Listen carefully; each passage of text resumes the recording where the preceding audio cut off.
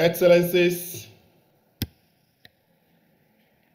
the Honorable Minister Issa Dubrayen, Minister of the Economic Development Planning and International Cooperation, Mrs. Ahuna Ezenkowa, the UN Assistant Secretary General and UNDP Africa Regional Director, His Excellency Dr. Ibrahim Mayaki, the CEO of the African Union Development Agency, known as AUDA NEPAD, Her Excellency Fatima Kiari Mohammed, the African Union Ambassador to the UN, Dr. Anthony Wuto, Provost and Chief Academic Officer of Howard University, Dr. T. French, Jr., President Clark Atlanta University, Dr. Muhammad, the Chair of the Office of the Historical Black Colleges and Universities Development, distinguished panelists, guests, and participants, all protocols observed. My name is Ayodele Odushola. I'm the UNDP resident representative and head of the United Nations Development Program Africa Finance Hub that is located here in Pretoria. I will be moderating the event. I want to welcome you to this General Assembly side event on leveraging Africa's resources to finance sustainable post-COVID recovery. This will be the third in the series of the GA side event that we are having with the historical Black colleges and universities and a group of universities hosting about 200 universities here in the United States of America. But I just want to underscore that this event is hosted by the United Nations Development Program, the Office of the Historically Black Colleges and University Development and International Cooperation, the African Union Mission to the United Nations, and the African Union Development Agency, AUDA NEPAD. Through this collaboration, particularly with Hbcu, we are bringing African descent to this development discussion. A significant proportion of Africa's diaspora is hosted in over 200 historically Black colleges and universities and predominantly Black institutions of higher education in the United States alone. We have invited senior African leaders, prominent scholars, development practitioners, development partners, educational institutions, civil society representatives to this particular event. And about an hour ago, we had over 350 participants already registered. As we all know, COVID-19 has cost millions of lives worldwide and affecting lives and livelihood in millions. The pandemic has really exacerbated both poverty and inequality faced not only in the African continent, but also among the African diaspora. It is on the basis of this that we have really looked at how can we think about financing post-recovery, post-2019 recovery on the continent, and also in wherever countries that African diaspora or African descent are located. We all know that the pandemic, while imposing serious challenges on Africa and African descent, it opens windows of opportunities. One of these is the need for Africans to look more inward, mobilize and effectively use domestic resources for post-COVID recovery. In this regard, this particular event aims to showcase innovative financing instruments for development in Africa and the diaspora population. 2, establish and maintain ongoing working partnerships of interested UN member states, the private sector, educational institutions, civil society organizations, and development partners. 3, identify the role of various stakeholders to promote development and use of innovative financing mechanisms on the African continent and its diaspora, including African universities and HBCU, in identifying innovative and sustainable pathways to overcoming financing challenges and operational barriers to post-COVID-19 recovery in Africa and among persons of African descent. And finally, to prepare in anticipation of the 77th session of the UN General Assembly, a culminating report which assesses practical solutions that will enable Africa's immense natural resources to underpin adequate and effective post-COVID-19 financing of development priorities. It is on these particular notes that I just want to use this opportunity to really open the floor for us to have the opening remarks from our key host. And I will start with my boss, Mrs. Ahuna Ezeakonwa, the UN Assistant Secretary General and the African Director of the United Nations Development Program, to really give us her opening remarks. Over to you, my boss.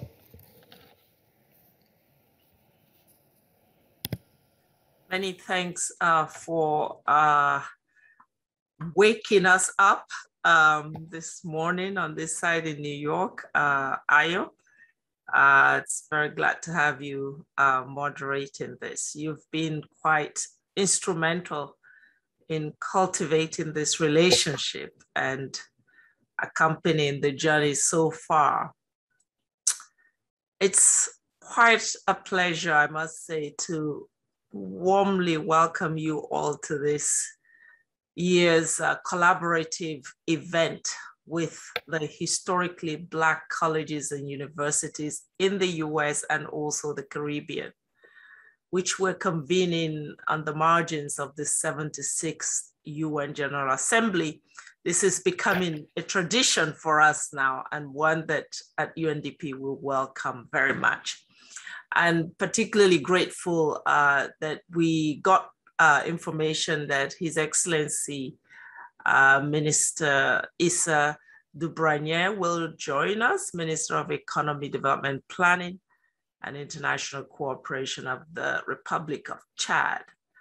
I also want to give special thanks to HBCU leaders, including Dr. Anthony Wuto, the Provost and Chief Academic Officer at Howard University, who is going to deliver welcome remarks, and also to Dr. George T. French, Jr.,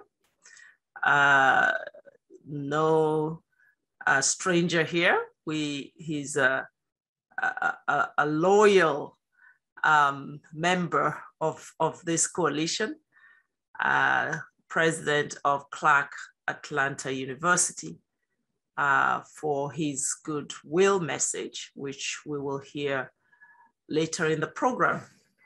I want to also acknowledge the outstanding contributions from Dr. Farid Mohammed, who is here with us, the coordinator of the Office of HBCU Development and International Cooperation, for your commitment to this partnership.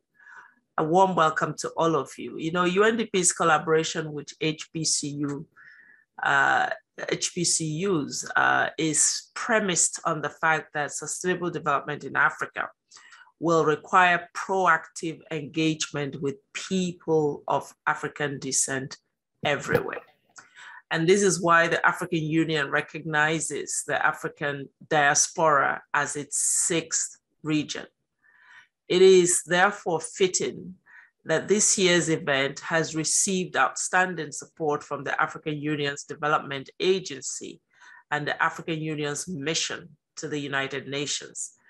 And the presence of Dr. Mayaki, the Chief Executive Officer of the AU Development Agency, at this event does speak volumes about his own personal commitment to forging new partnerships with Africa's diaspora in this quest for sustainable and equitable development for people of African descent everywhere. And I also gratefully acknowledge my sister, Ambassador Fatima Mohammed, and her team at the African Union's mission to the UN for the diverse ways in which they have worked tirelessly to make this event possible.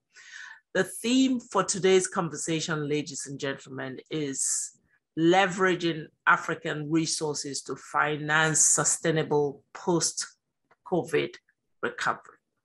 If you're hearing us repeatedly talking about recovery from COVID-19, it is because it's important.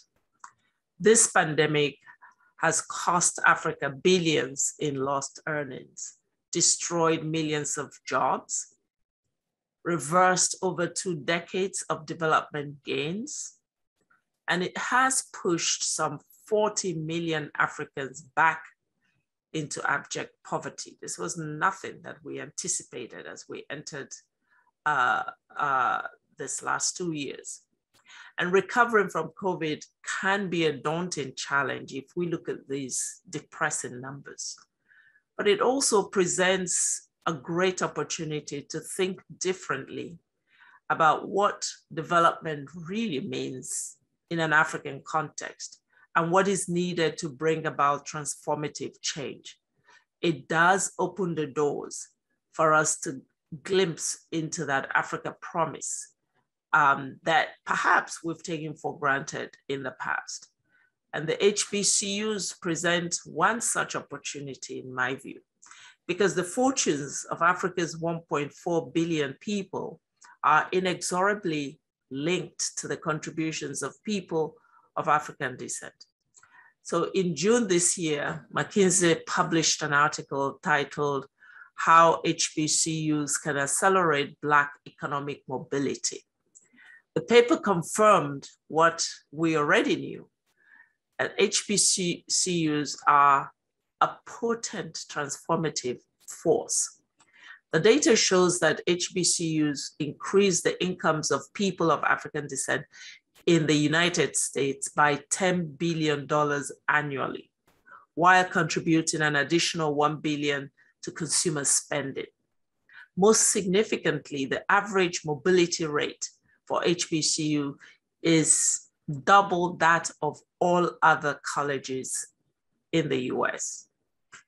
This means that twice more HBCU graduates with parents in the bottom 20% of the income bracket end up in the top 20% themselves. So in other words, HBCUs have a track record of reversing intergenerational poverty. This is extremely important and symbolic. And this is precisely what we want for people of African descent everywhere, but especially across the African continent, where poverty continues to be quite prevalent. This partnership will build on the time-honored traditions of innovation, creativity, and also mentorship that characterize the HBCUs. Today's event dares to think the improbable, a COVID recovery in Africa that is largely financed by the continent's abundant natural resources. According to the World Bank estimates, it will take $12.5 billion to inoculate 70% of eligible Africans with COVID vaccines. Yet, more than 6 times that amount leaves the continent every year in illicit financial flows, the bulk of which may be attributed to bad contracting relating to the continent's natural resources. Also, Africa stands to gain some $34 billion in enhanced international financial reserves from the recent SDR allocation by the IMF. Yet, diaspora flows to the continent accounts for 2 times that amount, even during the COVID pandemic. So clearly, Africa is not a poor continent. I think we've all known this and we've said it. And people of African descent everywhere can be transformative.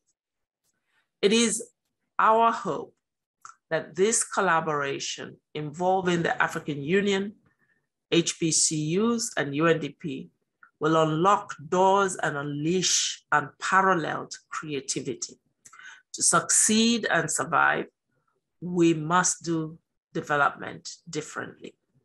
We must think of development differently, and we must prepare for development differently. So let me take this opportunity to congratulate the 55 African students from 18 countries who participated in the virtual courses on economic transformation in Africa and the African diaspora, which we offered over the summer in partnership with the University of Guyana, Clark, Atlanta University, University of the District of Columbia, Medgar Evers College, and Texas Southern University.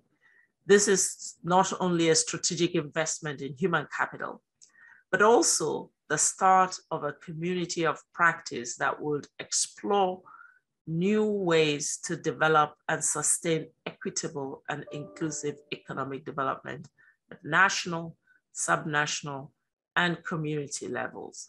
We have many disciplines now, many issues evolving, where Africa needs to catch up quite quickly on those topics. And I think this partnership and the initiative to offer these opportunities to African students, it's going to be quite relevant in the way we navigate the future of development. So I trust that we would use this event to reset the development trajectory for people of African descent everywhere. And together, I believe that we could really build a better, fairer, and brighter future, but also a greener one. So thank you all very much for being here, for being part of this exciting journey with us. And let's look forward to the next hour. Thank you very much, and back to you, Program Director. Thank you very much, the UN Assistant Secretary General, the Regional Director for UNDP Africa, and my boss.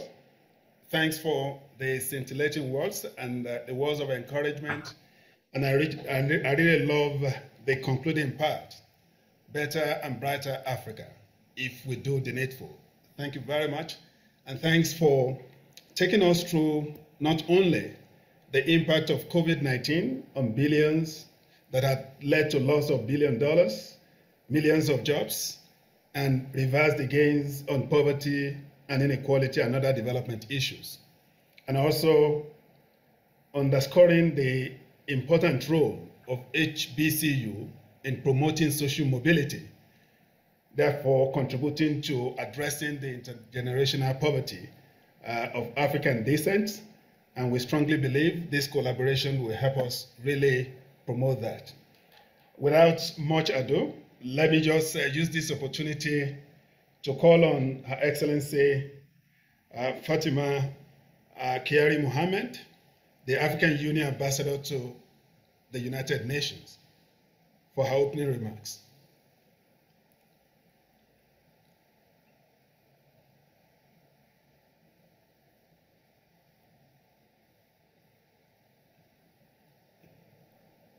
All right, I think, yes, Honorable Ambassador, yes, I know. She's ready. Oh, all right. I see her already. Excellent. Good morning. Good morning, everyone. Excellencies, distinguished delegates, ladies and gentlemen.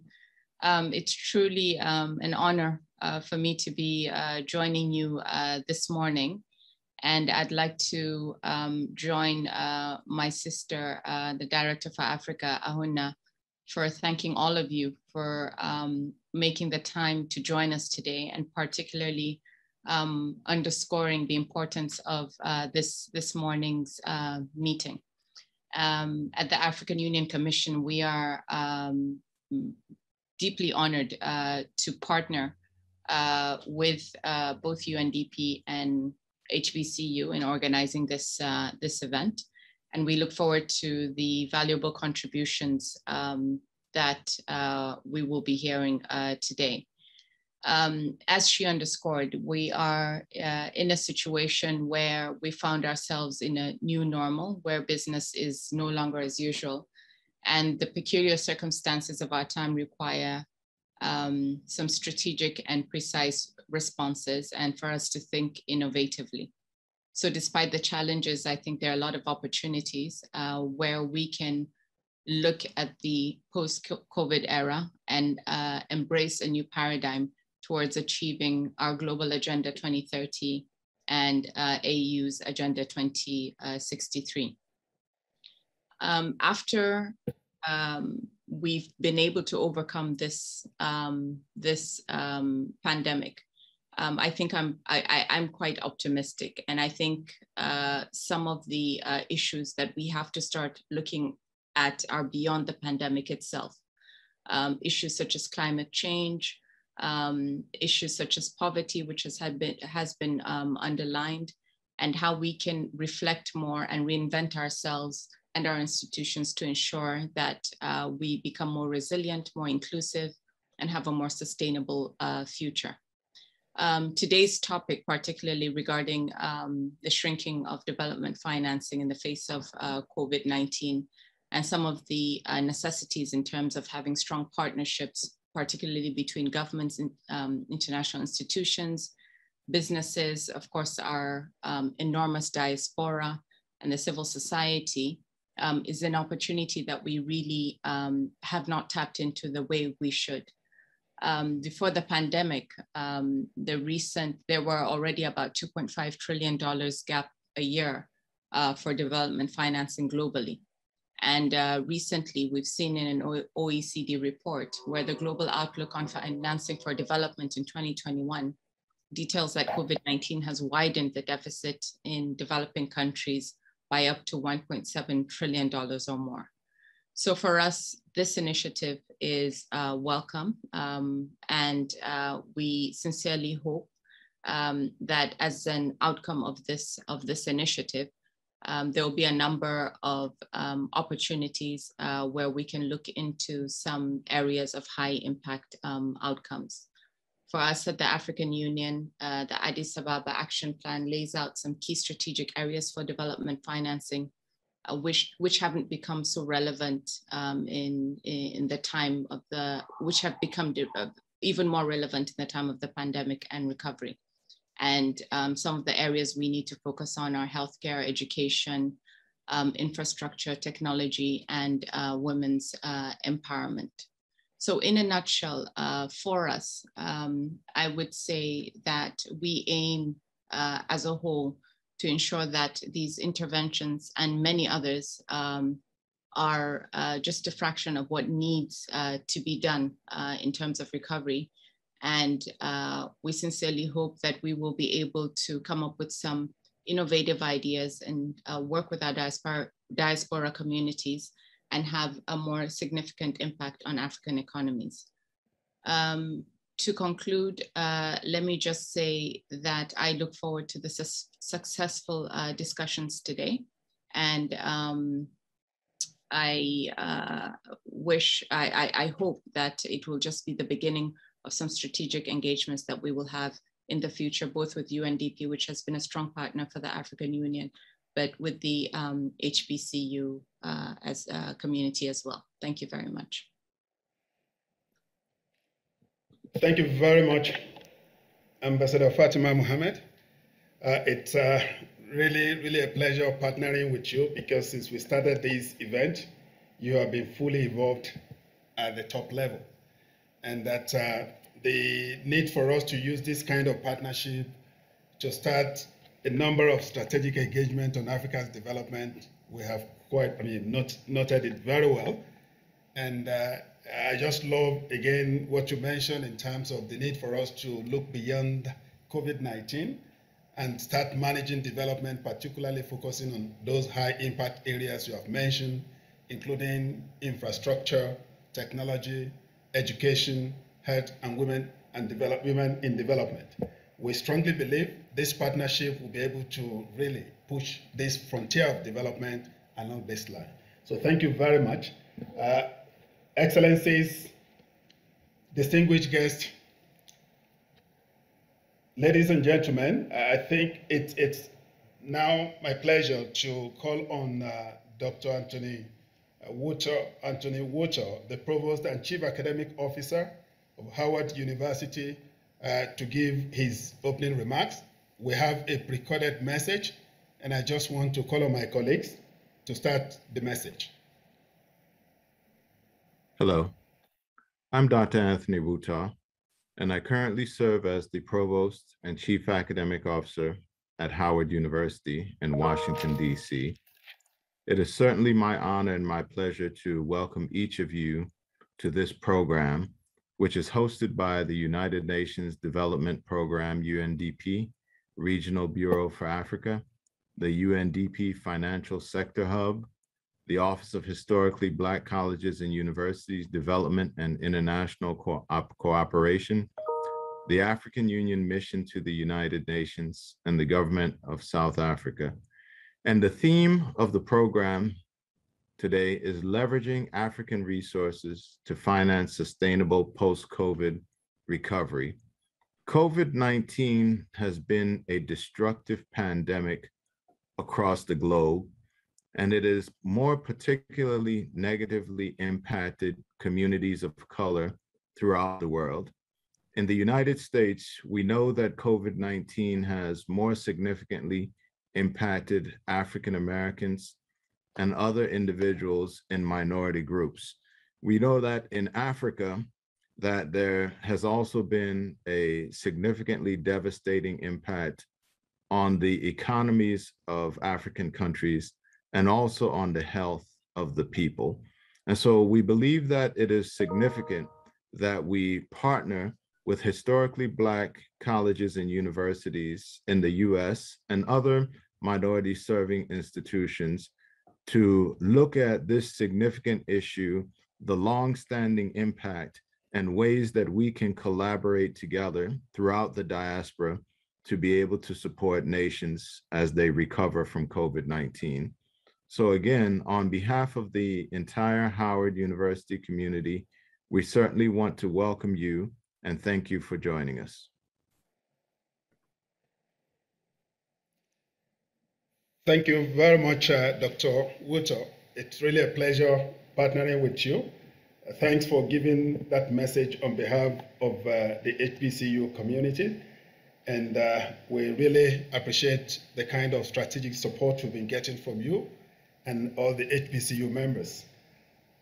Excellencies, we just want to really show a very short video on what the UN Assistant Secretary General mentioned earlier on in terms of one of the practical things that we have been doing through this partnership, the partnership between UNDP Africa and HBCU.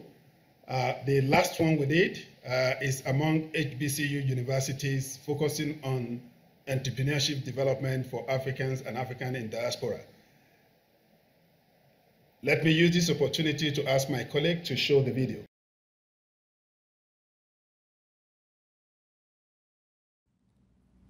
The historic partnership between UNDP's Africa Bureau and the Office for Historically Black Colleges and Universities was formalized in 2019 with the signing of a historic Memorandum of Understanding on the margins of the 74th General Assembly of the United Nations.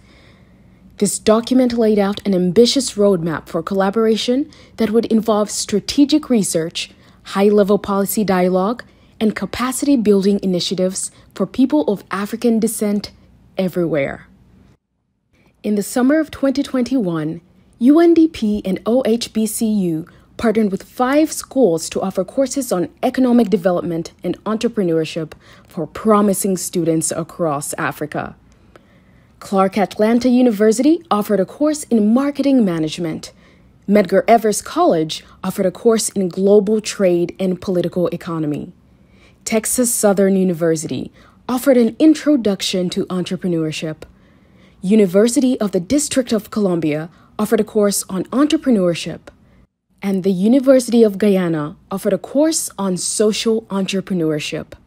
55 students from 18 African countries participated in this program.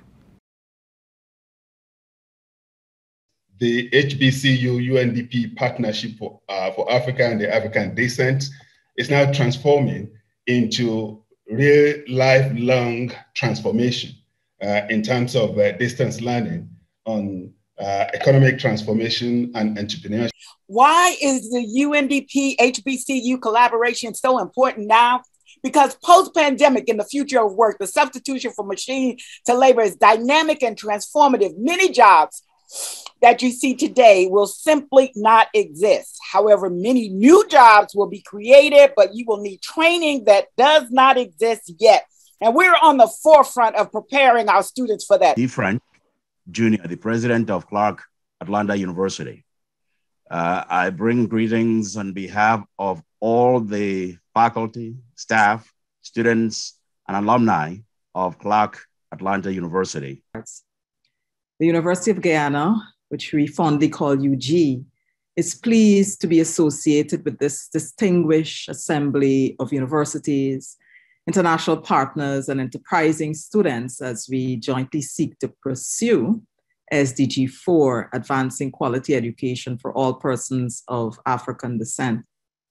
I think we all recognize that the last 18 months have graphically and tragically exposed the commonality of experiences and challenges of people of African descent. So many respectable universities, especially the University of Guyana, ought to participate in these virtual courses on economic transformation and Africa.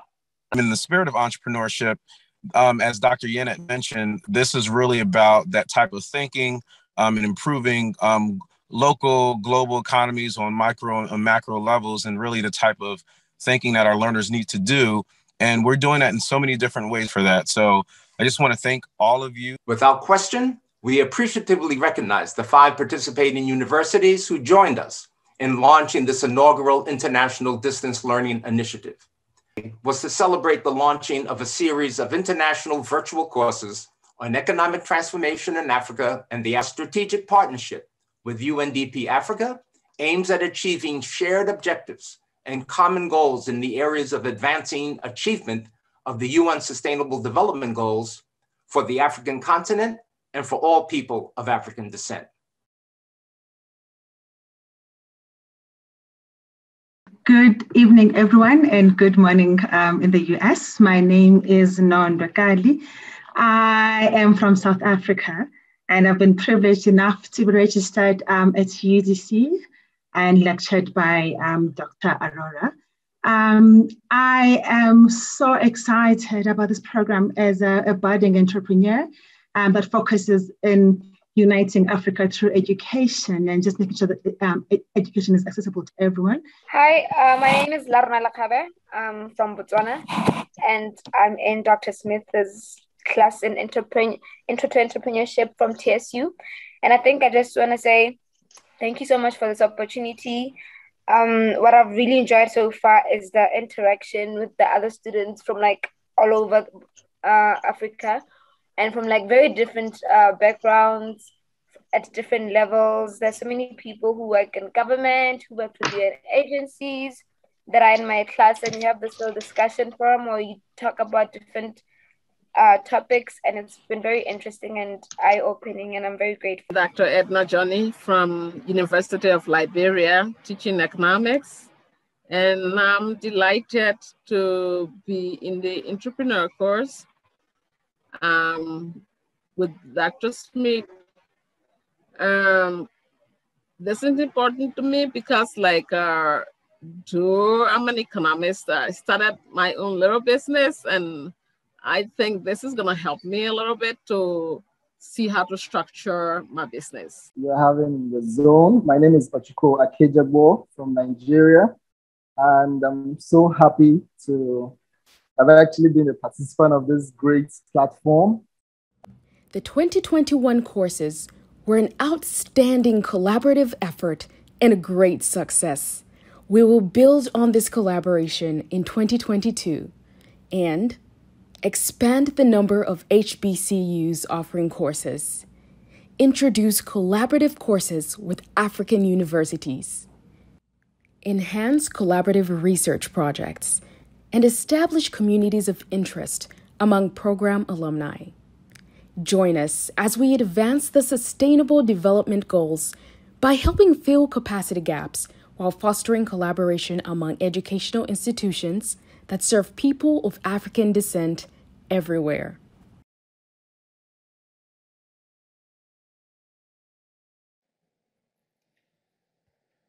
Thank you very much for the short video. And while the video was playing, I saw requests from about 3 participants on how to scale it up. But the last segment of the video has really addressed that. The 2022 action plan has indicated the options of scaling up. And we use this opportunity to call on all African countries and those other countries in diaspora to really participate in the 2020 edition of this life-changing development skill. So thank you for this golden opportunity. And I want to use this particular opportunity again to really move to the theme of this particular event. And we have put together the real actors on the ground to really take us through the analytical overview of post-COVID financing for Africa. There are a number of initiatives that are currently going on, and we know one of our elder state person who is part of this particular meeting today, in person of His Excellency Dr. Ibrahim Mayaki, who is the Executive Officer of the African Union Development Agency, AUDA NEPAD, who has been playing a very key role, not only in financing development, but thinking about innovative approach of making sure Africa becomes extremely reliant and depending on its own internally generated resources.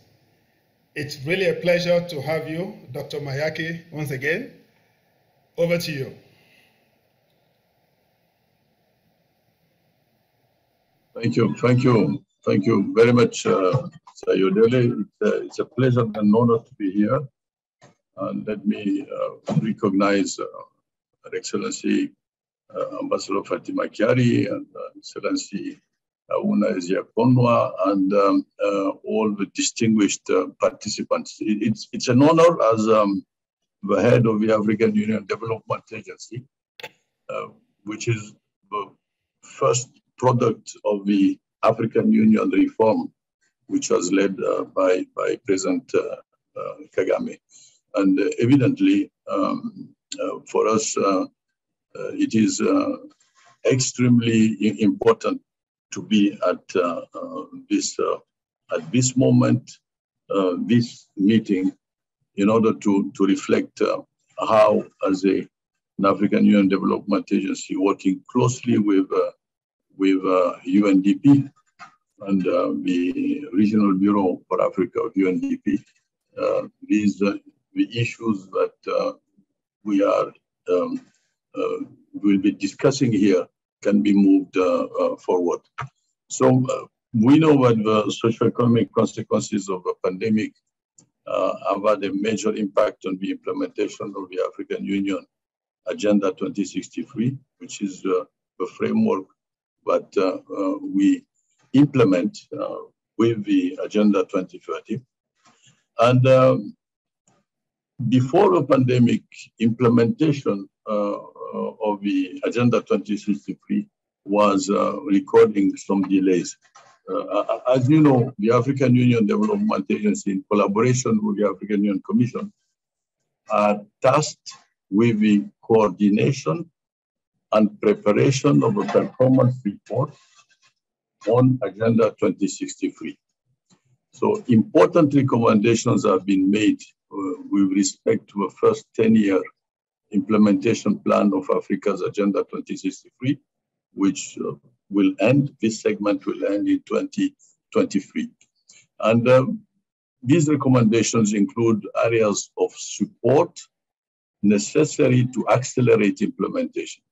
So since then, COVID-19 has exacerbated the already existing challenges, causing a deep crisis which will require bold and rapid continental and global responses to address health pressures, education transformation, income inequality, and increasing poverty. So we know that Africa is the future food basket of the world, as FAO has confirmed it. Yet over 20% of its people are chronically undernourished, and millions die annually of hunger. So despite exponential increase also in energy generation, there are still over 600 million Africans who have access to electricity. And we know how important energy is for our industrialization process. So Africa must look inwards and within so as to harness and leverage its own domestic resources in a post-COVID-19 world. To this effect, the African diaspora and Hbcu, together with over American predominantly Black institutions of higher learning, all have a major role to play in strategizing with the UNDP and amply with the African Union Development Agency in support of an impactful partnership embedded in the principle and vision of the African Union. So development assistance will still be important for Africa's economic recovery, but the donor-recipient relationship model cannot continue as the norm anymore. Whilst Africa will focus on utilizing its own domestic resources to address its challenges, Africa requires a partnership and collaborative model with the rest of the world. Foreign aid is still important for Africa as it is home to the world's least developed countries. But Africa's transformation will not be realized by foreign aid. The entire continent receives less than 60 billion US dollars annually in ODA, overseas development assistance, while it needs trillions of dollars in infrastructure investment alone.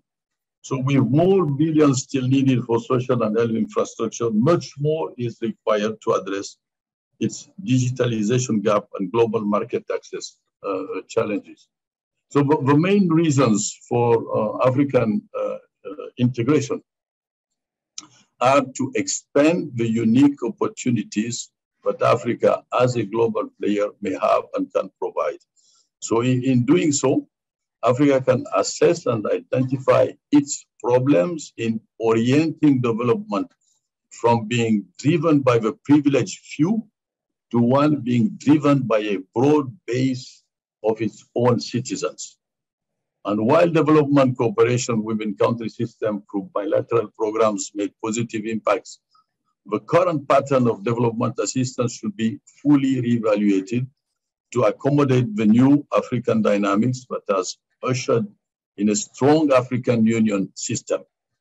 Development cooperation needs to be in line with the new reform agenda of Africa and must take cognizance of a three-tier integration structure with the African Union system and related continental Pan-African organizations at the top, the regional economic communities in the middle, and on the ground, we have the African countries as the implementers of political, social, and economic reform agendas and development programs and projects. Therefore, as we hold this important conversation today, I would propose humbly that we reflect on three key points. A framework to leverage and sustainably finance a post-COVID-19 recovery for Africa should be developed and channeled for endorsement through the African institutional system. And this framework must be underpinned by the SDGs and Agenda 2063 targets. Two, Africa's private sector should play a role in the development of a framework and Auda NEPAD's Continental Business Network, which is a network of private sector, African regional development banks, multilateral development banks, development finance institutions. We will all be required to articulate how their collective role can contribute to Africa's recovery with a major focus on job creation. In the next 20 years, we will need to create roughly 20 million jobs per year for the course of young, which are coming on our employment market. And so it's 400 million jobs to be created. And the 400 million cohorts of young are already born and with us. And this is why this partnership with HBCU is fundamental and important. Point number 3, multi-stakeholder approaches are key to defining the interventions needed under this framework for relevant in-country actors. No institution can do it alone. Therefore, the name of the game is collaboration. Now, I would like to mention a particular initiative which has been promoted within the African Union system, and the African Union Commission is currently working with partners to create regional platforms to support relevant ministries, including finance and health, in order to catalyze, capture, and scale innovations, best practices, and gaps, and requests multilateral, bilateral, private sector partners to support these regional platforms. And in that decision was taken in February 2019. And in February 2021, the heads of state requested the Commission to speed up the implementation of the decision on investing in health declaration, which was taken in Rwanda, regarding working with partners to create regional platforms to support member states to increase domestic health financing. So this initiative, which is currently being implemented, needs to be supported, and it will be a critical aspect, one of the concrete critical aspects that we can look at in order to really make sure that the consequences of the pandemic can be tackled with the mobilization of proper resources.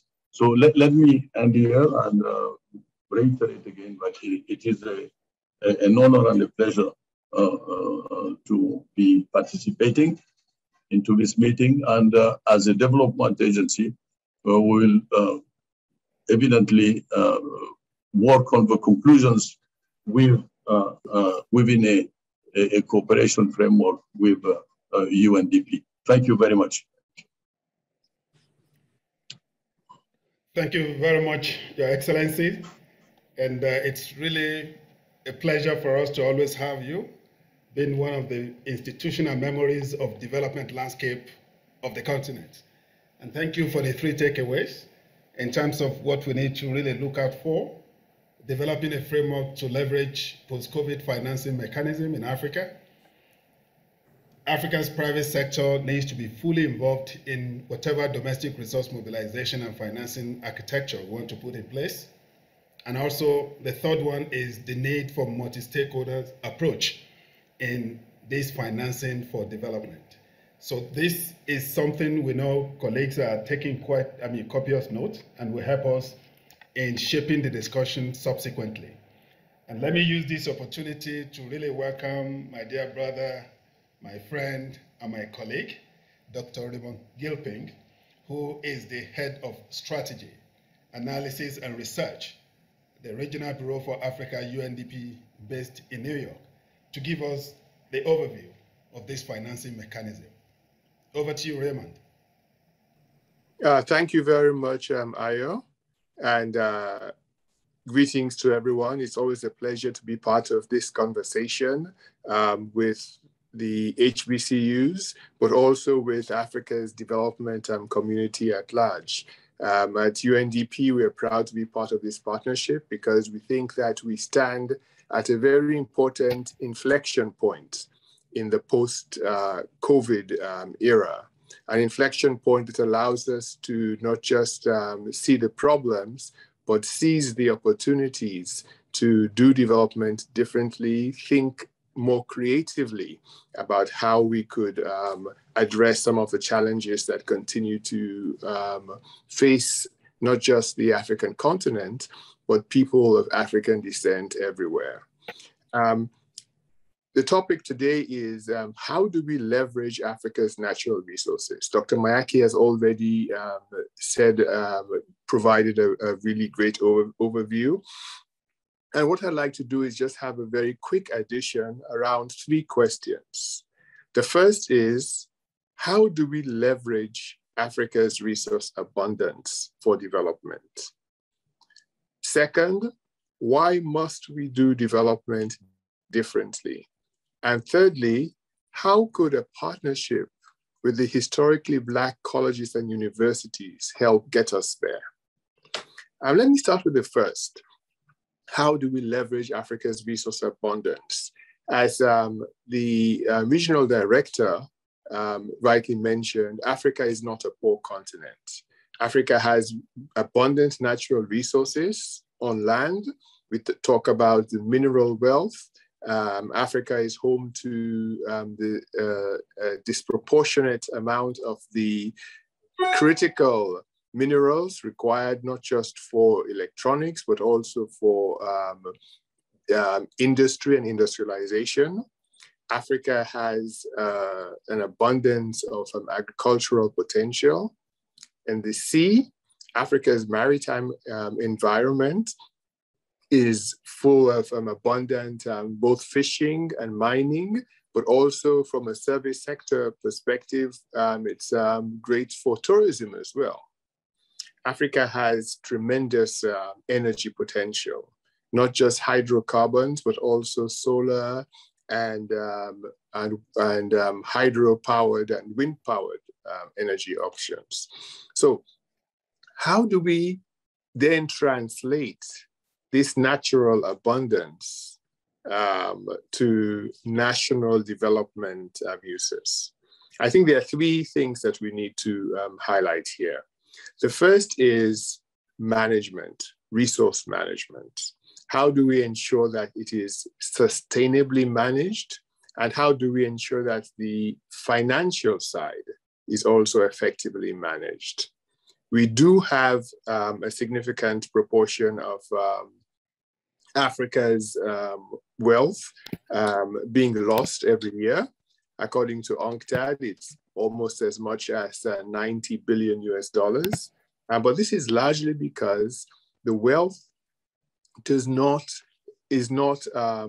harnessed within an ecosystem or an institutional framework that ensures that most of that wealth remains on the continent.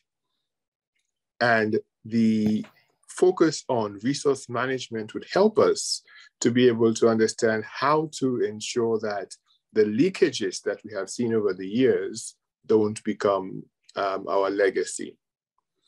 Second is contracting.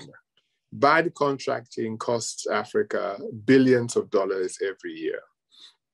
We will never be able to leverage the resources and boost domestic resource mobilization if we don't find a way to translate the big numbers we see in terms of economic productivity from mining, from agriculture, from fisheries into tax dollars, tax funds that countries could use to make the strategic investments they require.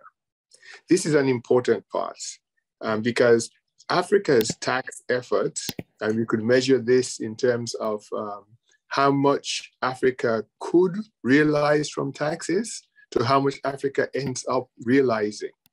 The gap between the two is huge and growing. But if we can bridge that gap, Africa's need to look outside will be significantly diminished. The third thing in terms of leveraging resources is that we have to scale up through regional cooperation. Most of Africa's 54 countries are very small economies. And so getting the most out of their natural resources on their own will only get them so far.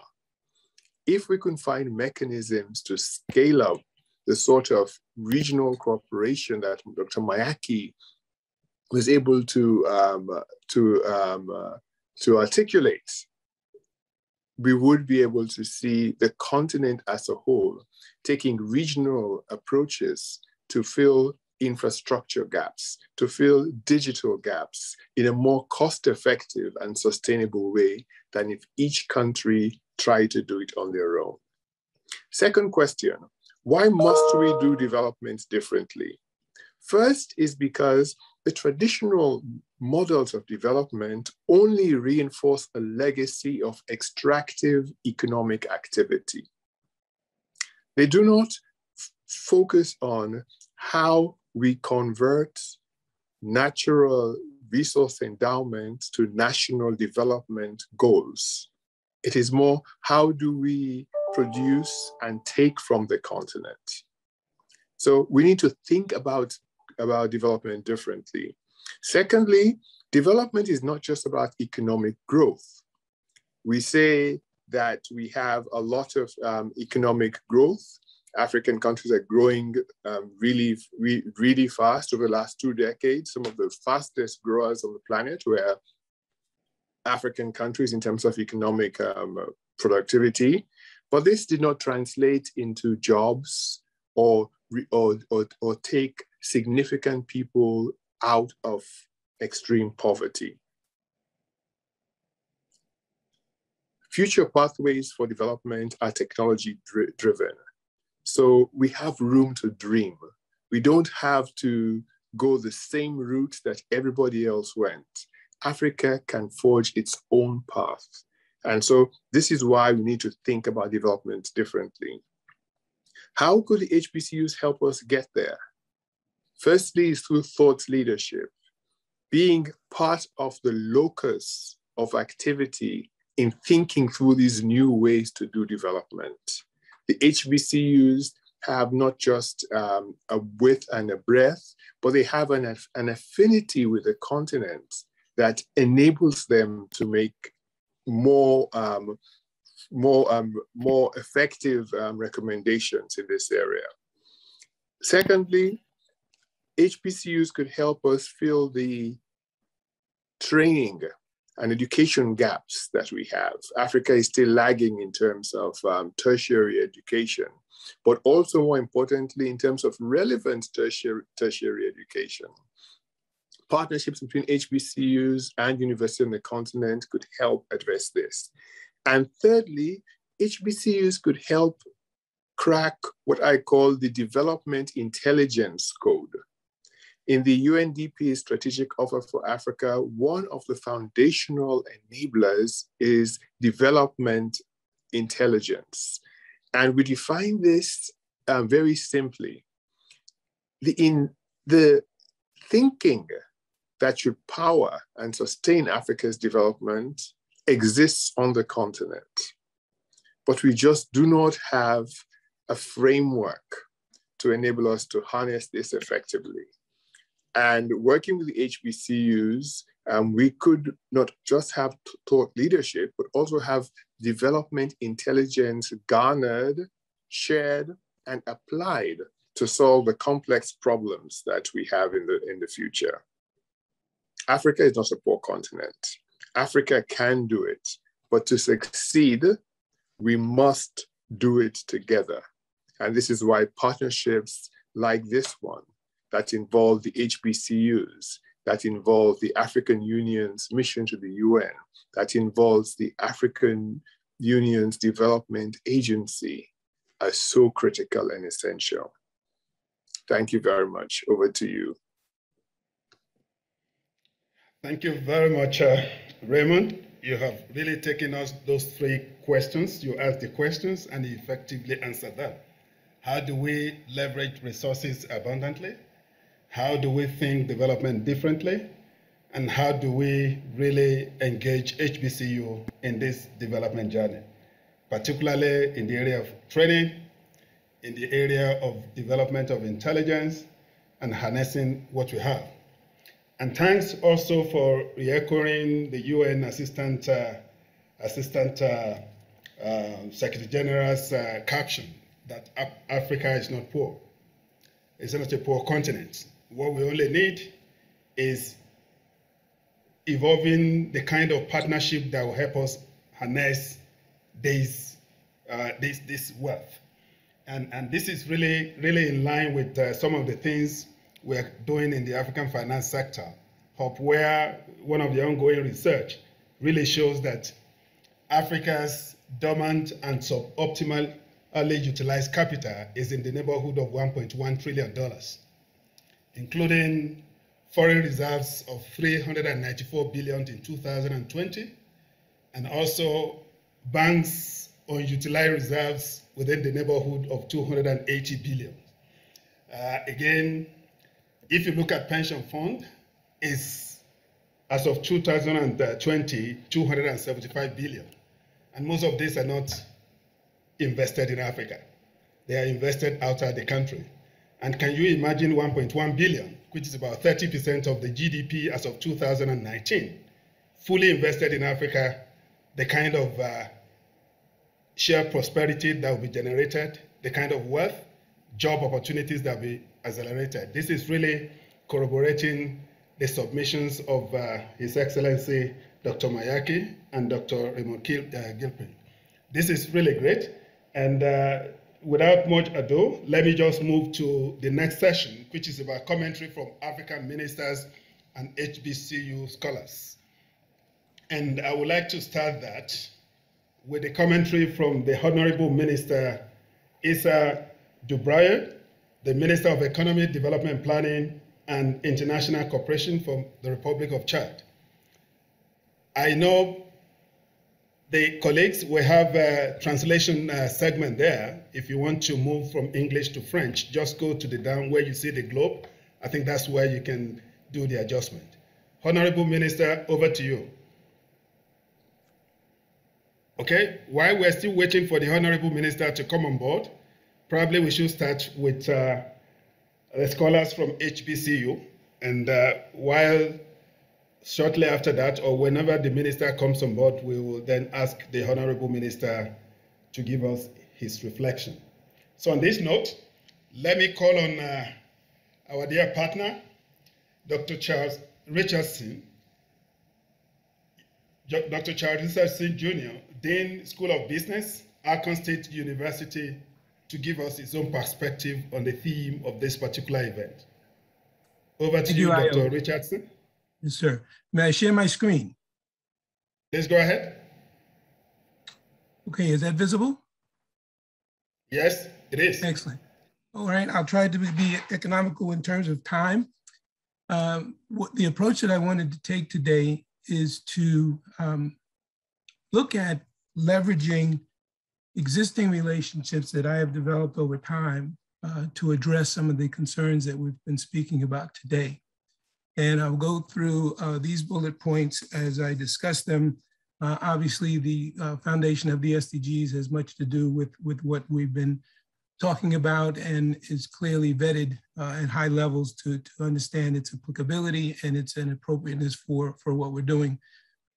Several other organizations, GUNI, Yali, Operation Hope, which exists here in the United States, of course, the International Business Learning Initiative, which we've discussed already, institutional relationships, and finally, cyber. So I'm looking at, for our application, although all of the SDGs obviously have great applicability, these five in particular: quality education, which again, some of the initiatives we are looking at in terms of putting in place, resulting in good jobs, economic growth, innovation and infrastructure, sustainable cities and communities, and finally partnerships for the goals, which I find to be very important and also very productive. So GUNI is an organization, the acronym stands for Global University Network for Innovation. It was founded in 2018 in Barcelona, Spain. And I'm one of the 9 individuals that makes up this group. We have done conferences, we've done a couple of papers and publications, and it represents people, as you can see, from all around the globe. I find it interesting when I get involved in these international endeavors. There's often not many people from the United States in the room. And in the case of GUNI and their conferences, my first conference there, I was the only person from the United States there participating. So we want to leverage this group, their publications, and their joint and very mutual concerns about sustainability really around the globe. We've done 2 publications where each of the experts has made a contribution in terms of articles. My area primarily of academics lies within the area of marketing and particularly consumer behavior. And so my focus has been on dealing with consumption and as also the connection of emotion as it ties to people's consumption for various things. We've had 2 conferences in 2017 and 2020. The expectation is those would continue, but of course, as many things, COVID has interrupted the plans of a number of organizations. And so we have not met physically since 2020, but are looking forward to getting back together when time permits. The next initiative I want to talk about is Yali. Yali was an initiative that was started by President Obama in 2014, inviting young leaders across the continent to participate in leadership institutes in 3 areas: business and entrepreneurship, civic engagement, and public service and management.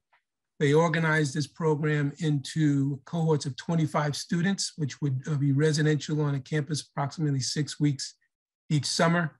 And so far, we've had a total of about 5,000 participants across the continent to participate.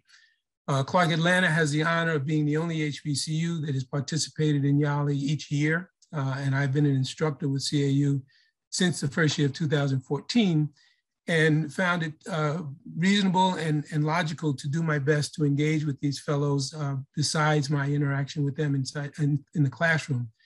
And so I've got about 150 of the students and fellows that were actually at CAU, and through them have also gotten to know a number of fellows from their countries that were resident at other institutions around the United States. And not a week goes by that I'm not speaking with at least one of these people about things that they've done and are interested in doing and how we can collaborate.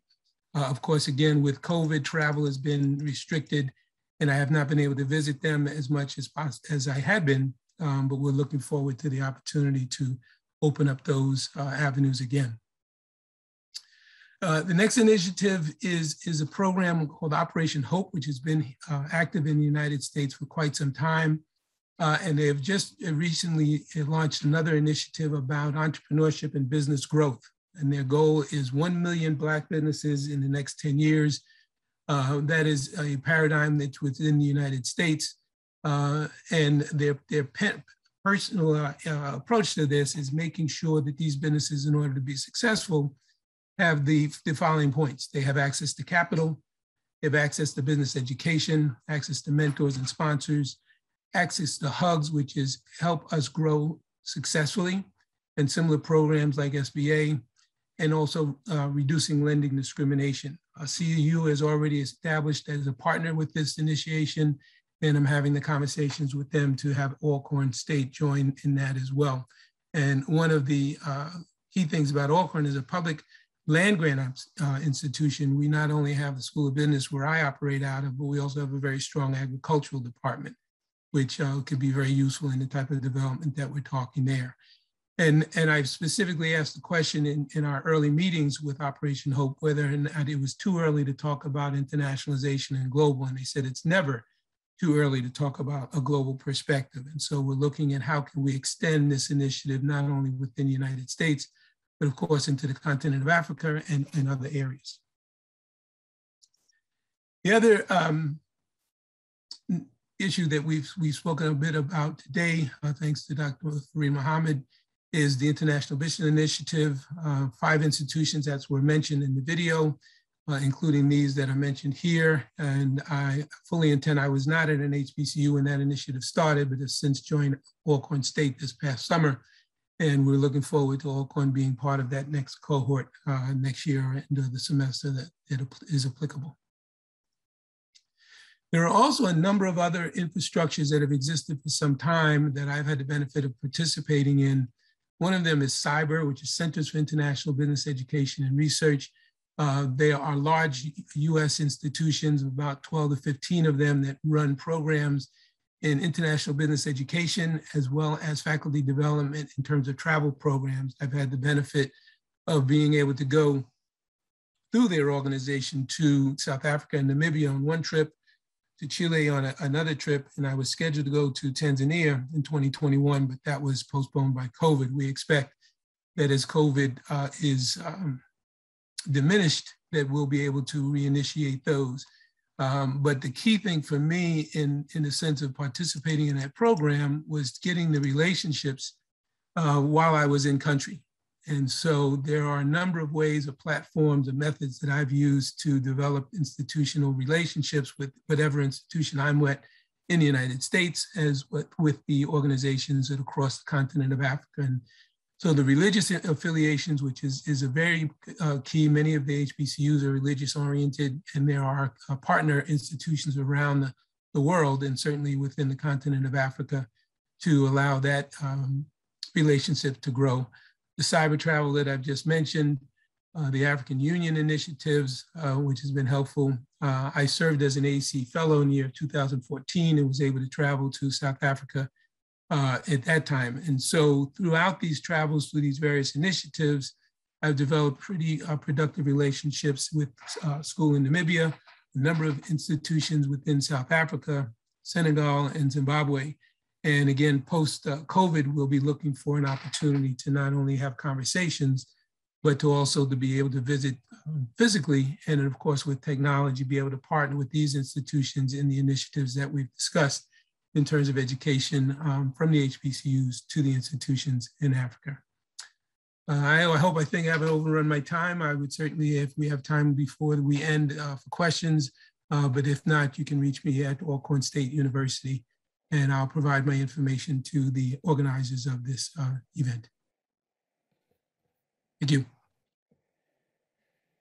Thank you very much, Dr. Richardson. It's really, really a pleasure to hear those laudable initiatives that we consider to be extremely relevant to the issues, the role that Raymond just mentioned in terms of how can HBCU really facilitate this new thinking of development.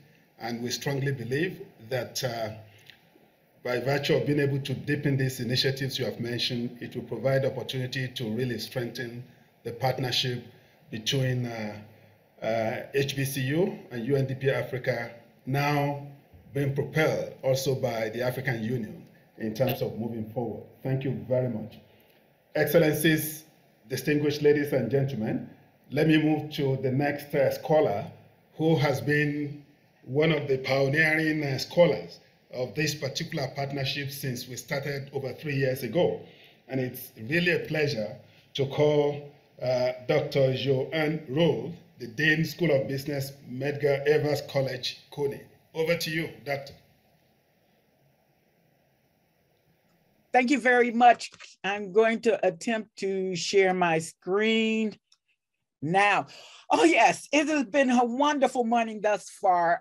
Thank you for the vision and the execution of the partnership of those who presented this forum to us today to talk about this very important topic.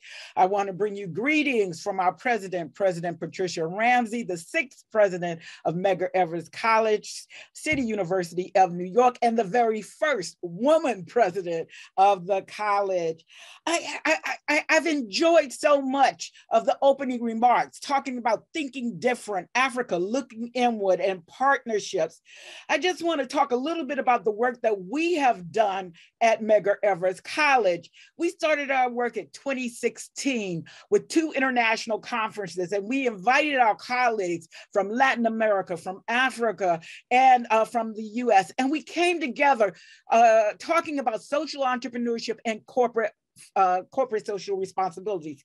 What we found was we did not want to end there at the end of that conference. We wanted to work together to solve some of our common problems. And one of our common problems that we really focused on was the lack of opportunity for our students in terms of the jobs. We created many job seekers, but what we lacked was job creators. And so we came together after that conference, and we did many papers and worked with many organizations and NGOs, as you see some of the people there. But we really focused our work and our research with Kenyatta University and Dr. Casato and her team, as well as Startup Africa and Erastus. And Startup Africa really focused on creating entrepreneurial and economic development opportunity from the secondary level and then on up into higher ed. And so I'm going to take you through this morning a little bit of our presentation. And if I could just change it. So, okay, so I am not able to do it that way. I am not able to move my slide. Oh, there it is. Okay, there we go. Okay, so I'm going to take, and I'm going to time myself because I don't want to go over my time.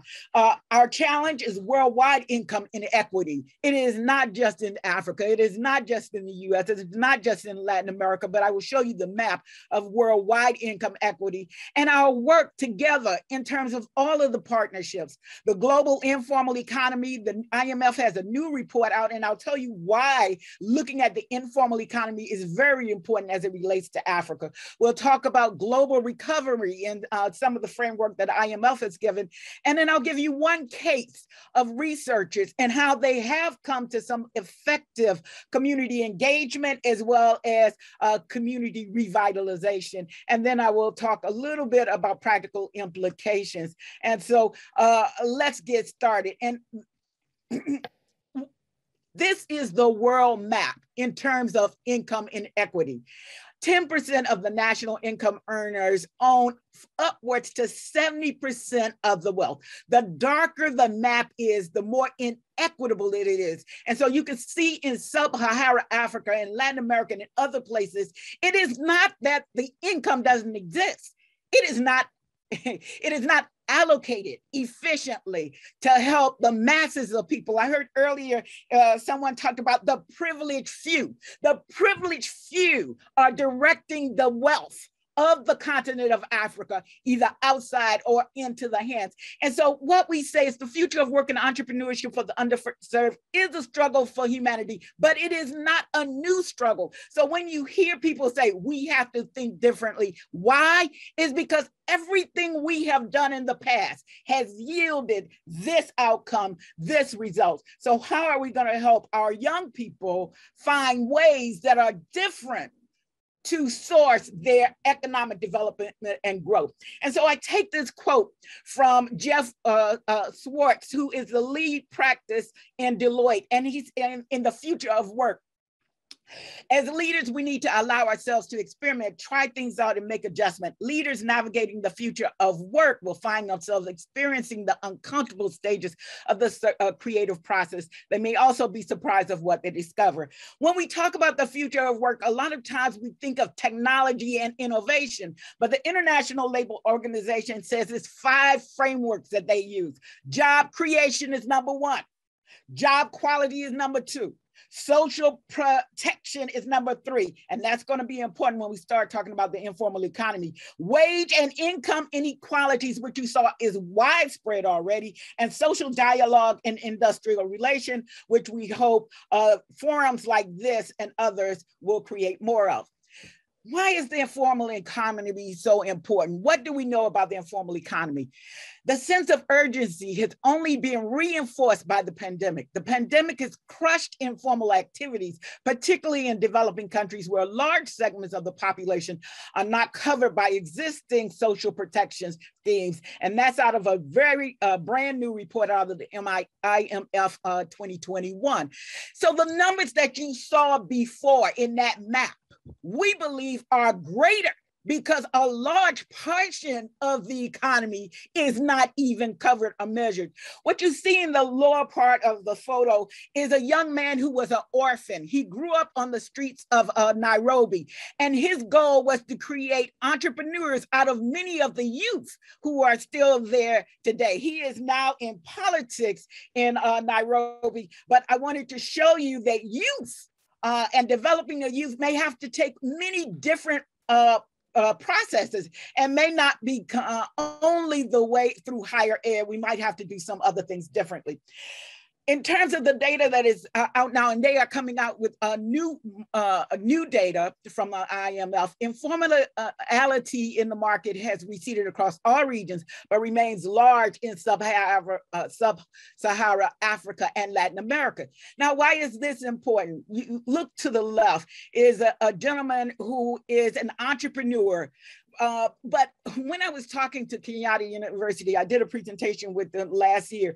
I was talking about the informal economy in Latin America, and that is different. That is driven much by the drug economy and some other crimes. But there is a huge informal economy in Kenya, and it's driven by not registering the businesses. We heard earlier about tax, and if we taxed all the businesses, well, there's a huge amount of the economy in the informal economy that is not being taxed because the cost of them doing business is so high that they prefer not to register the business. And so that was one form of the informal economy. And that gentleman is a coal distributor in the slums in Nairobi, Kenya. And many of the folks who talk about what is happening have never visited some of the places that we are developing policy for. So that's one of the issues, and I'll talk about that later. Community engagement. This is key. My colleagues, Mario Bernardez and Roger Kaufman. Roger recently was deceased last year, but he is a pioneer in the work of performance measurement and strategy performance. And they developed a framework called City Doctors that we believe has replication abilities all over.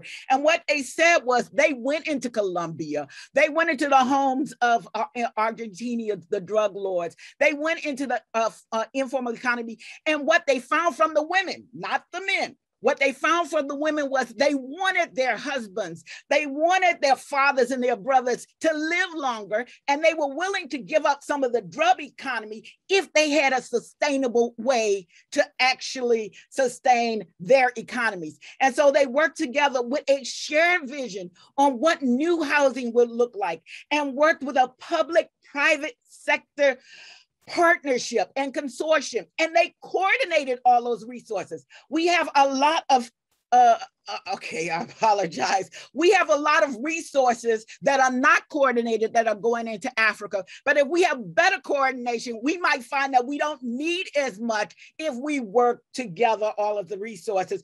Their work is widely published. They are the lead chapter in our recent book, The Future of Work and Entrepreneurship for the Underserved.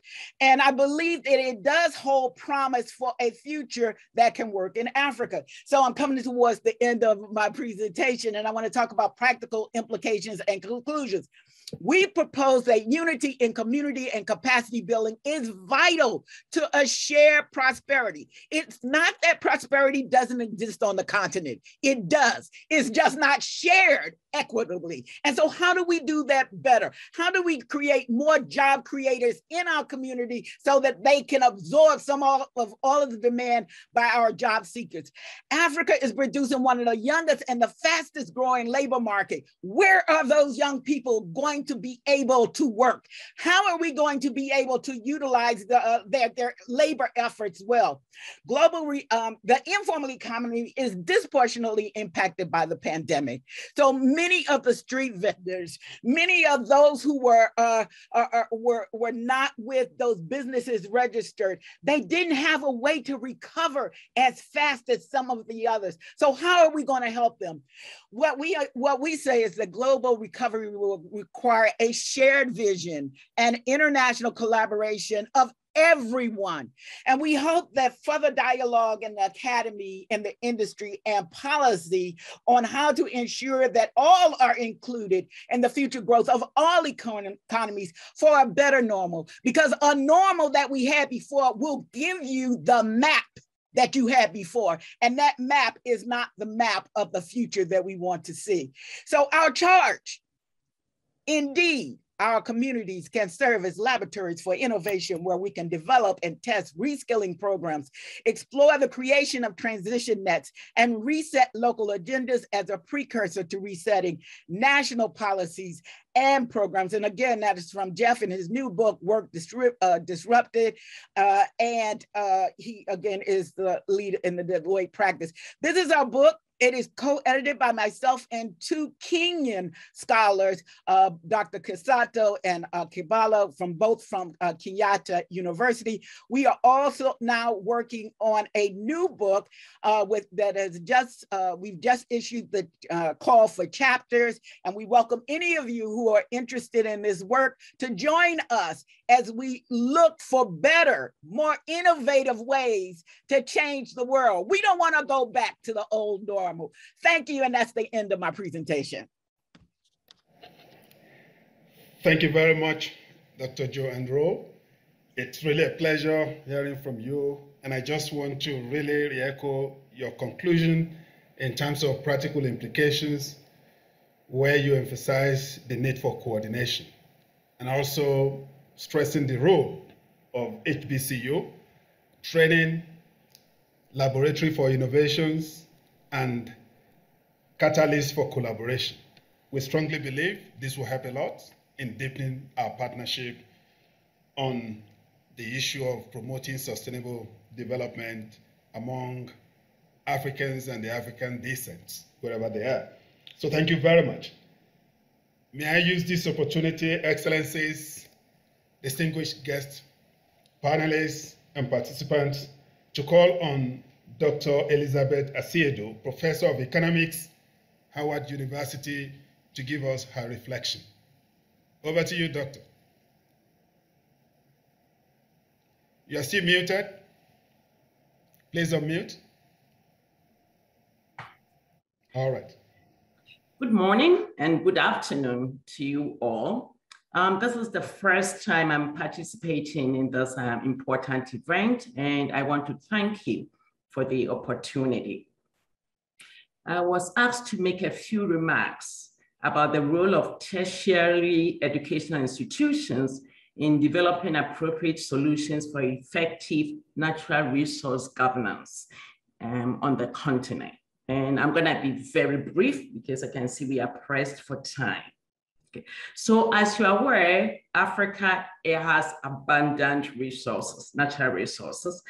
For example, the continent has about 40% of the world's gold and up to about 90% of the world's chromium and platinum.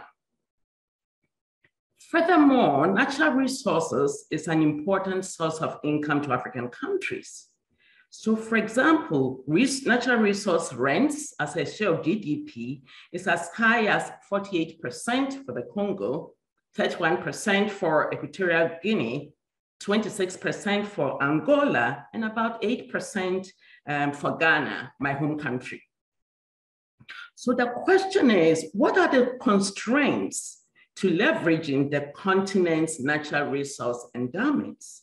What role, if any, can tertiary institutions play?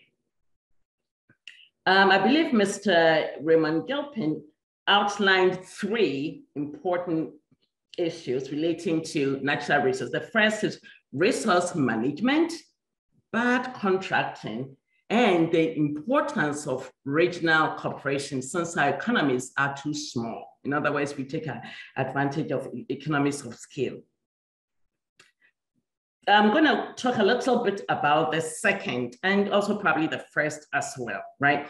That an important constraint is the lack of capacity to negotiate contracts that favor host countries. So typically, natural resource contracts are negotiated by politicians or policymakers, and this has to change, right? Good contracts should be based on research or be data-driven. And this is the kind of service provided by tertiary institutions. So for example, some African countries have universities that focus specifically on natural resources. I'll give two examples.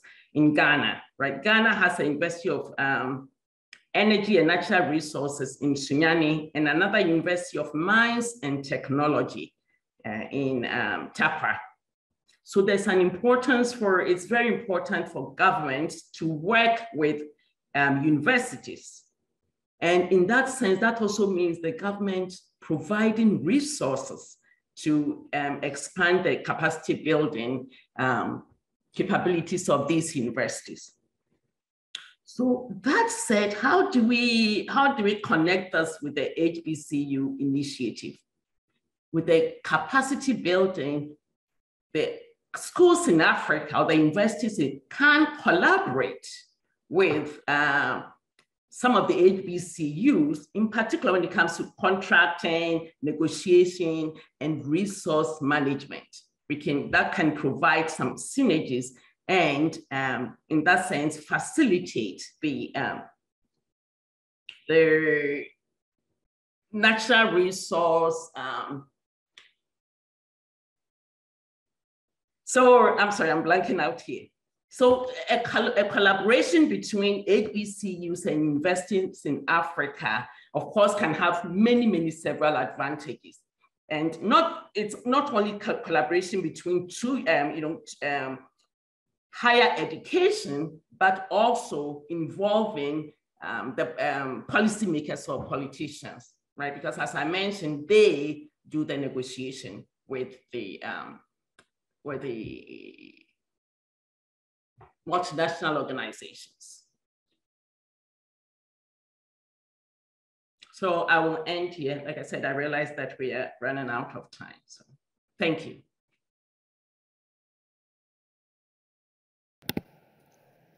Thank you very much, Dr. Elizabeth Asiedu. I think the real point you emphasize is key, the issue of capacity to negotiate natural resource contracts, which I think is really, really key. And I'm so happy that we have partners from your side in this regard. So that's really great for us. And I strongly believe this is the way to go in terms of our partnership with the university, particularly the HBCU ones. And well, distinguished ladies and gentlemen, I think the Honorable Minister is now ready. And it's really a pleasure for me to invite again the Honorable Minister Issa Dubraye, the Minister of Economy, Development Planning, and International Cooperation of the Republic of Chad. Honorable Minister, over to you.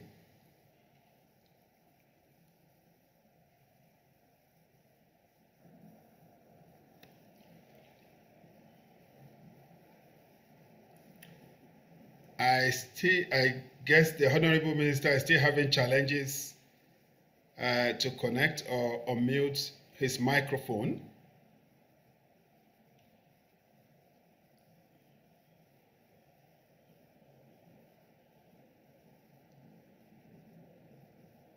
All right, in order to really avoid any further delay, while we are still expecting the Honorable Minister to come in, whenever he's ready, I think it's good for us to really go to the next stage. We have seen a lot of questions that have been generated in the chat room. We'll definitely convert that into the Q&A session because of the time that is not our friend at this moment, and we will try as much as possible to provide responses to those questions and circulate to participants. So in this regard, permit me and let me seek your indulgence to move to the closing session, and the fact that we have two recorded messages. First from Dr. Farid Mohammed. I don't know whether Dr. Farid, since you're still here, you want to do it now, or you will use the recorded message. Which one do you prefer? Please just use the recorded message for the efficiency of time. Excellent. Thank you very much. Colleagues, can you help us play the recorded message for Dr. Farid first, and followed by Dr. George French, the President Clerk, Atlanta University. Over to you.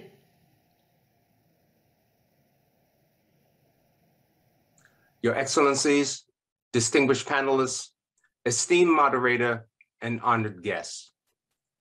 We extend special appreciation to Madam Secretary Ahona Iziokonwa of UNDP Regional Bureau for Africa, Your Excellency, Madam Ambassador Fatima Mohammed of the African Union, Dr. Raymond Gilpin, Dr. Ayodele Odusala, and the entire UNDP Africa team. We remain highly appreciative of your steadfast support of our joint memorandum of understanding, initially signed on the 23rd of September, 2019 at the margins of the 24th session of the UN General Assembly. Furthermore, we are grateful to all members of our National Steering Committee and 10-member HBCU PBI Economic Development Task Force. Their selfless dedication and wise leadership have been invaluable. Consistent with the timely theme of today's proceedings and the 9 major activities captured in our joint memorandum of understanding with UNDP Africa, let me briefly provide further information relative to activity number 3.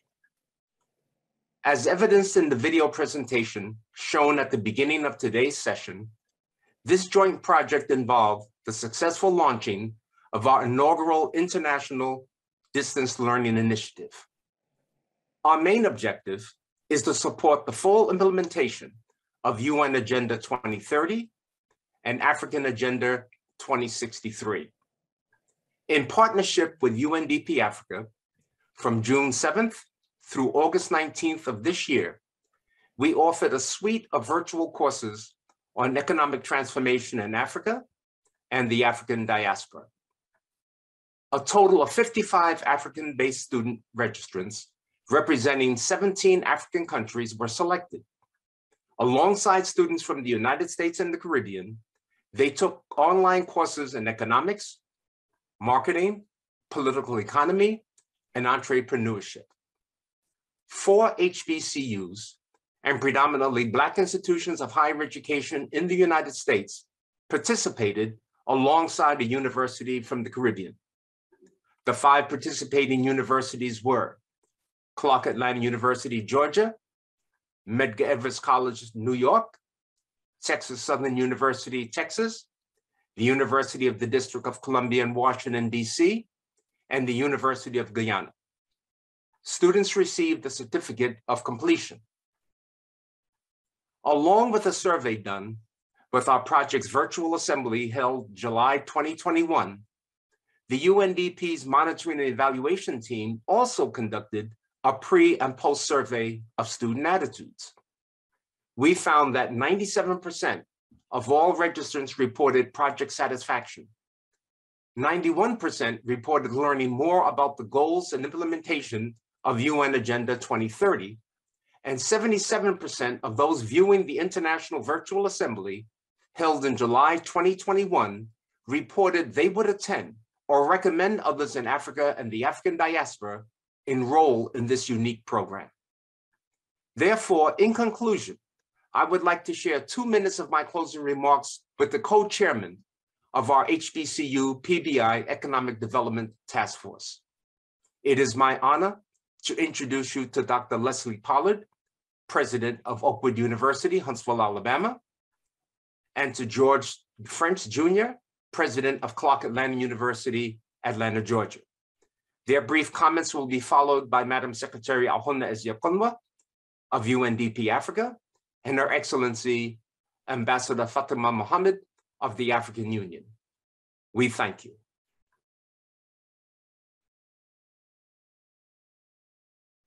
Greetings, members of United Nations General Assembly. As co-chair of the HBCU PBI Economic Development Task Force, I am honored to be in the company of such a robust body of prominent leaders and decision makers from around the globe as we tackle leveraging African resources to finance sustainable post-COVID recovery. Yes, the impact of COVID-19 crisis has dramatically challenged the African continent with immeasurable setbacks to recent development gains, with a massive effect on unemployment, inequality, and yes, poverty. So where did we go from here? Today's session confirms for me that I see the light at the end of the tunnel as we collaboratively and collectively understand that the quality and composition of human capital plays an essential role in the future of work. We must invest in the skills needed to excel in today's high-demand technologies. We must expand centers of excellence networks to promote regional collaboration amongst universities and best practice partners. And we must make significant investments in complementary assets for entrepreneurial success. Colleagues, the resources, brain power, and leadership here at this conference had the collective momentum to leveraging African resources to finance sustainable post-COVID recovery. So let the work begin. Thank you.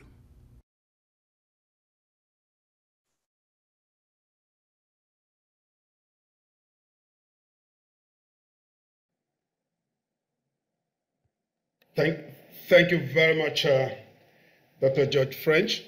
It's really a pleasure to hear from you and also hear from Dr. Farid Mohammed. And it's now my pleasure to call on Her Excellency Mrs. Fatima Kiari Mohammed, who is the African Union Ambassador to the United Nations system, to give us the closing remark. Over to you, Ambassador. Thank you so much, my brother. I think the time is very well spent, and I'll try to be as brief as possible in my closing remarks.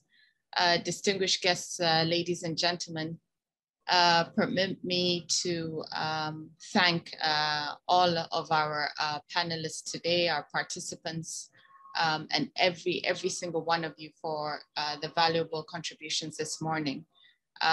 You'll agree with me that it has been a productive meeting, and some key messages have been highlighted in what I can only call both a sharing, but also a brainstorming, and I've seen also a networking session, if you've been following the chat box as I have. And I think we've also heard some concrete initiatives as well as recommendations on how we can harness the opportunity of these types of partnerships. Notable amongst these is that there is a need to do development differently, that the donor-recipient model is unsustainable, and that we cannot realize our development objectives by doing business as usual. We also agree that there are opportunities in partnerships and such collaborations towards achieving our continental and global goals. Scaling up in terms of regional cooperation and African integration, and strengthening partnerships with the African diaspora through concrete exchange programs, information sharing, and of course, creating investment opportunities, as well as strengthening frameworks for financing through our African institutional systems, while ensuring that they are underpinned by the SDGs and Agenda 2063 is key. We also agree that we need to leverage the role of private sector as well as our academic institutions and focus on job creation for young people. At the same time, multi-stakeholder approaches and strengthening collaboration is fundamental. And we also need to seize the opportunities and build on existing initiatives and programs, and some of which we've heard and have been outlined today, particularly in terms of institutions of higher learning. So in summary, distinguished ladies and gentlemen, I think we need to be deliberate, we need to be focused in our actions, and we need to act beyond the talk. We need to work together towards achieving our collective objective of seeing Africa and Africans on the continent and in the diaspora working more closely together and collaborating towards achieving the true potential of our continent. So I'd like to once again thank everyone that has contributed to this session this morning. And I look forward to the next stage. Thank you very much. Thank you very much, Ambassador Fatima Keri Mohammed. Thanks for the closing remarks. And I just want to say a very good thank you to all the people that have contributed to this particular process. And I want to start from the Honorable Minister, but by virtue of technical issues, we couldn't hear your voice. I know you are with us. And also the UN Assistant Secretary General, my dear boss, who is the Director for UNDP Africa, Mrs. Ahuna Ezeankowa. And also we have His Excellency Dr. Ibrahim Meyaki, a big thank you. Thank you to Honorable Ambassador Fatima Keri Mohammed. Thank you to Dr. Anthony Wooter, Dr. George French, Dr. Farid Mohammed, Dr. Raymond Gilpin, Dr. Charles Richardson, Dr. Joanne Rowe, Dr. Elizabeth Asiedo, all the alumni of the entrepreneurship program that have contributed immensely to the chat box and part of this, all colleagues and team from UNDP Africa, African Union, HBCU colleagues, and all distinguished participants that have been part of this process. It's been very, very good to listen to you and to see that the partnership we started in 2019 has started to yield result. And we just want to re-echo some of the things the panelists have mentioned. Our objective is to use this particular engagement to evolve effective and innovative financing mechanism for Africa's and African descent wherever they are. And we strongly believe that we'll continue to really walk the talk, as Ambassador Mohammed Keri has said, that we need to walk the talk in terms of using this partnership to accelerate development on the African continent and with African descent wherever they are. So I just want to say a big thank you, and we'll continue to give you feedback in terms of what we've done. The small video we showed you in terms of the entrepreneurship development is just a tip of the iceberg in terms of the plan we have for 2020. Apart from giving the report of this particular event will be circulated to all participants, and we keep you abreast of the development of this partnership. And I'm so happy that the African Union, as well as the African Union Development Agency, NEPAD, have been part of this particular initiative, and it will help us to further cement the engagement which UNDP Africa and HBCU started. We now have a kind of tripartite engagement that will help us to deliver the more on the ground. Thank you very much, and we all appreciate your participation in this event. Bye.